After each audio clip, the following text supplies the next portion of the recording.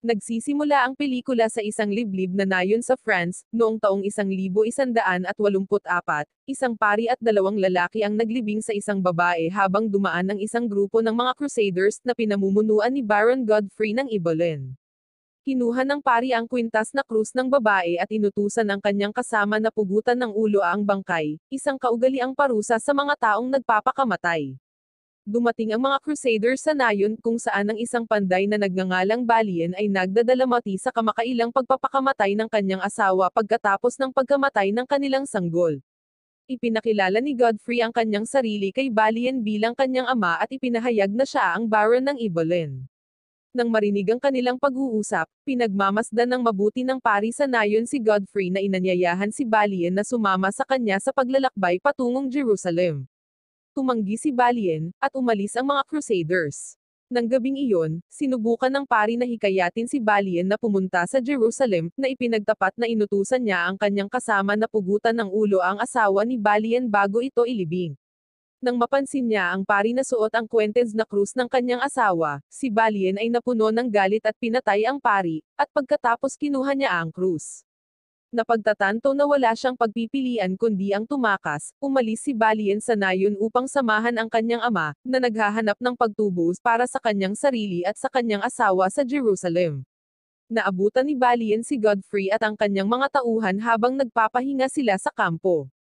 Upang subukan ang husay ng kanyang anak, nag-aalok si Godfrey ng payo sa pakikipaglaban, tinuturuan si Balien na gumamit ng mataas na bantay at gamitin ang lahat ng bahagi ng espada ng epektibo. Di nagtagal, dumating ang isang grupo ng mga sundalo na ipinadala ng lokal na obispo, na sinasabing naroon sila upang arestuhin si Balien dahil sa pagpatay sa pari. Tumanggi si Godfrey na ibigay ang kanyang anak, umalis ang mga sundalo, ngunit bumalik ito at biglang umatake.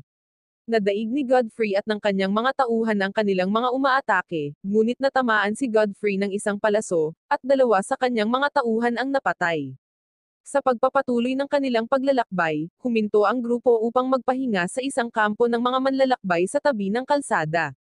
Si Godfrey, na nanghihina sa kanyang sugat, ay humiling kay Balien na tulungan ang hari ng Jerusalem sa pagpapanatili ng kapayapaan sa pagitan ng mga Kristiyano at Muslim. Habang kumakain si Balien, hinarap at ininsulto siya ni Lord Guy de Lusignan, isang anti-Muslim na may dugong maharlika at magiging hari ng Jerusalem. Sa Messina, ibinigay ni Godfrey ng Ibelin ang kanyang espada kay Balien at pinangalanan siyang bagong Baron ng Ibelin. Inutusan niya si Balien na paglingkuran ang hari ng Jerusalem, protektahan siya ng walang pag-aalinlangan, at laging magsalita ng katotohanan, kahit na ito ay humantong sa kamatayan. Di nagtagal, si Godfrey ay sumuko sa kanyang mga pinsala. Sa paglalakbay ni Balien sa Jerusalem, ang kanyang barko ay nawasak dahil sa isang bagyo, na naiwan lamang siya at isang kabayo bilang ang nakaligtas. Nang palayain ni Balien ang kabayo mula sa pagkawasak, nataranta ito at tumakbo. Hinahabol niya ito, nakasalubong niya ang isang Muslim na kabalyero at ang kanyang tauhan. Isang away ang sumiklab, at si Balien ay nag-aatubili na pinatay ang kabalyero sa pagtatanggol sa sarili ngunit iniligtas niya ang tauhan ng kabalyero, si Imad ad-Din, na pagkatapos ay nag-alok na gabayan siya sa Jerusalem. Pagdating sa Jerusalem, ibinigay ni Balien ang kabayo kay Imad ad-Din at pinalaya siya. Ibinunyag ni Imad na ang kabalyerong napatay ni Balien ay isang mahalagang tao sa Saracen, at ang marangal na pagkilos ni Balien sa pagliligtas sa kanya ay magkakaroon ng respeto at katanyagan sa kanila. Bumisita si Balien sa lugar kung saan ipinapako si Kristo, humingi ng kapatawaran sa mga kasalanan niya at ng kanyang asawa, ngunit walang natanggap na tanda.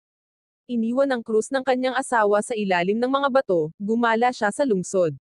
Kinikilala ng isang grupo ng mga lalaki ang espada ng kanyang ama at kinikilala siya bilang kanilang bagong Panginoon. Dumating si Prinsesa Sibile sa tirahan ni Balien, nagtatanong kung sino ang kanyang master, ngunit sinabi ni Balien na wala. Pagkatapos humingi ng tubig, bigla siyang umalis. Nang maglaon, ipinatawag si Balien sa tanggapan ng Marshal ng Jerusalem kung saan nasaksihan niya ang ilang Templar na binitay dahil sa pagpatay sa mga Muslim. Doon, nakilala niya si Tiberius, ang Marshal ng Jerusalem, na nagbalita sa kanya ng kanyang lumalagong reputasyon bilang ang taong pumatay sa isang dakilang Panginoon ng Syria sa ibabaw ng isang kabayo. Si Tiberius, na tapat sa hari, ay gumagawa upang kontrahin ang mga ambisyon ni Guy de Lusignan sa digmaan sa pagitan ng mga Kristiyano at Muslim. Si Balian ay kumakain kasama ang iba pang mga maharlika, kabilang si Guy at ang kanyang asawa, si Prinsesa Sibila. Nagulat sa presensya ni Balian, umalis si Guy sa galit. Pagkatapos ay dinala ni Sibile si Balian upang ipakilala sa kanyang kapatid, ang nakamaskara na maharlika na si Haring Baldwin IV. Inutusan ng hari si Balian na pangasiwaan ang Ibelin, protektahan ang mga taong walang magawa, at protektahan ang mga kalsada ng Peregrino. Nagbabala rin si Baldwin na kung siya mismo ay magiging walang magawa balang araw, maaaring tawagin niya si Balian para protektahan siya. Dumating si Balian sa Ibelin kung saan pinamumunuan niya ang mahigit 1,000 ektarya at 100 pamilya, na binubuo ng mga Kristiyano, Hudyo, at Muslim. Gayunpaman, ang lupain ay kulang sa tubig. Iniaalay niya ang kanyang sarili sa pagpapabuti ng kanyang nayon sa pamamagitan ng paghuhukay ng mga balon upang magbigay ng tubig para sa irigasyon, para suportahan ang agrikultura. Samantala, si Prinsesa Sibila ay nagkaroon ng pagmamahal kay Balian at binisita siya sa Ibelin. Lumalalim ang kanilang relasyon, at kalaunan ay nagbakbakan sila. Kasabay nito, si Guy de Lusignan at ang kanyang kaalyado, si Reynold de Chaitelen, ay sumalakay at minamasaker ang isang Muslim trade caravan sa pamamagitan ng suporta ng mga Templar. Si Guy, na naglalayong angkinan ang trono pagkatapos ng kamatayan ni Haring Baldwin, ay naglalayong pukawi ng isang digmaan na mag-aalis sa mga Muslim at matiyak ang kaharian para sa mga Kristiyano. Bilang tugon, si Saladin, ang pinuno ng mga puwersang Muslim, ay tumawid sa ilog ng Jordan kasama ang 200,000 mga tao. Inutusan ni Haring Baldwin ang kanyang hukbo na maghanda para sa digmaan. Si Saladin ay sumulong sa kuta ni Reynold upang parusahan siya sa kanyang mga ginawang aksyon. Habang papalapit ang mga kabalyero ni Saladin, ipinagtanggol ni Balian ang mga taga-nayon na tumatakas patungo sa kastilyo. Sa kabila ng pagiging outnumber, siya at ang kanyang mga kabalyero ay naglunsad ng pag-atake laban sa mga puwersa ni Saladin upang makakuha sila ng sapat na oras para makatakas ang mga taga-nayon. Isang mabangis ngunit isang panig na labanan ang sumunod, at si Balian at ang kanyang mga kabalyero ay nahuli sa huli. Sa kampo ng kaaway, nagulat si Balian nang makita niya si Imad ad-Din, ang tauhan na dati niyang pinalaya, na ngayon ay nagpahayag ng kanyang sarili bilang isa sa mga chancellor ni Saladin. Nalaman ni Balian na ang taong napatay niya ay talagang naglilingkod din ni Saladin. Samantala, dumating si Saladin kasama ang kanyang hukbo upang sakupin ang Kuruk Castle.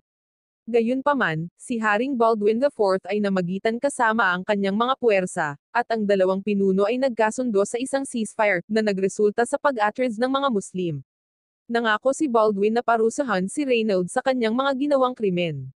Sa isang pampublikong paghaharap, pinilit ni Baldwin si Reynold na lumuhad sa harap ng maraming tao. Habang humihingi ng awa si Reynold, ilang beses siyang sinampal ni Baldwin at pinahiya siya sa pamamagitan ng paghalik sa kanyang kamay na may ketong.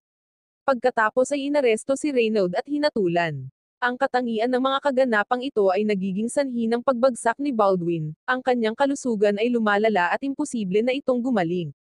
Bago lumala ang kanyang kalagayan, hinimok niya si Balian na ipagpatuloy ang paglilingkod sa kaharian ng may integridad. Samantala, tiniyak ni Saladin sa kanyang anak na babawiin niya ang Jerusalem, ngunit gagawin lang nila ito sa tamang panahon para matiyak nila ang tagumpay. Sa Jerusalem, inaalok ni Haring Baldwin si Balian ng pagkakataong pakasalan si Sibila, ngunit tumanggi si Balian, dahil ang kasal ay magdudulot ito ng kaguluhan sa pagitan nila ni Guy, isang kilos na labag sa kanyang paniniwala at pananampalataya. Pagkatapos ng kamatayan ni Baldwin, si Sibila ay naging reyna at kinoronahan ang kanyang asawa, si Guy de Lusignan, bilang bagong hari ng Jerusalem. Nakikita si Balian bilang isang banta dahil sa kanyang malakas na pagtutol sa digmaan, nagpadala si Guy ng 3 Templar upang patayin siya. Gayunpaman, nakaligtas si Balian sa pagtatangka at mahusay na natalo ang mga umaatake. Sa paghahangad na pukawi ng kaguluhan, pinakawalan ni Guy si Reynold, na nagtuturo sa kanya na magsimula ng digmaan. Si Reynold ay sumunod sa pamamagitan ng brutal na pagpatay sa kapatid ni Saladin at sa kanyang kasama. Nang hilingin ng emisaryo ni Saladin na ibalik ang bangkay ng kanyang kapatid na babae, ibigay ang ulo ng mga responsable sa pagpatay at ang pagsuko ng Jerusalem, tumugon si Guy sa pamamagitan ng pagpugot ng ulo sa emisaryo at ipinadala ang kanyang ulo sa Damascus. Sa isang pulong ng konseho, idineklara ng mga nakararami ang digmaan, sa kabila ng mabuting payo laban dito.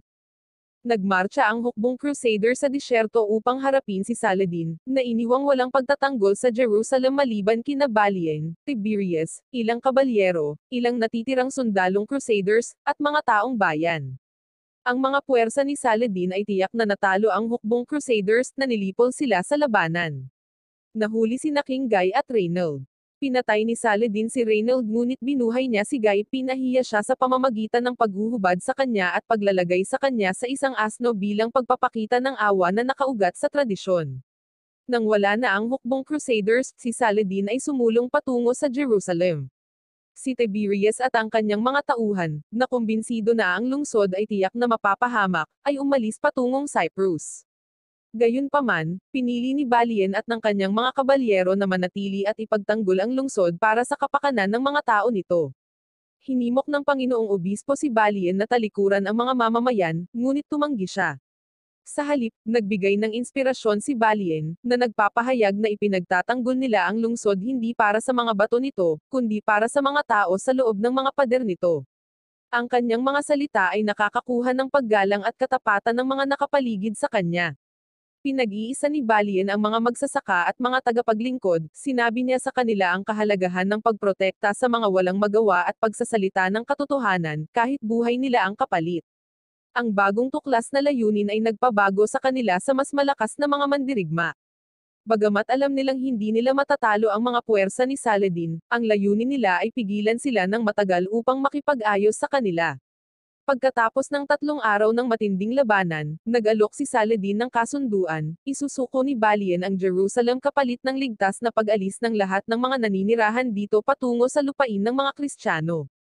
Habang naglalakad ang mga mamamayan patungo sa kaligtasan, nakatagpo ni Balien si Sibylla, na tinalikuran ang kanyang pag-angkin sa trono.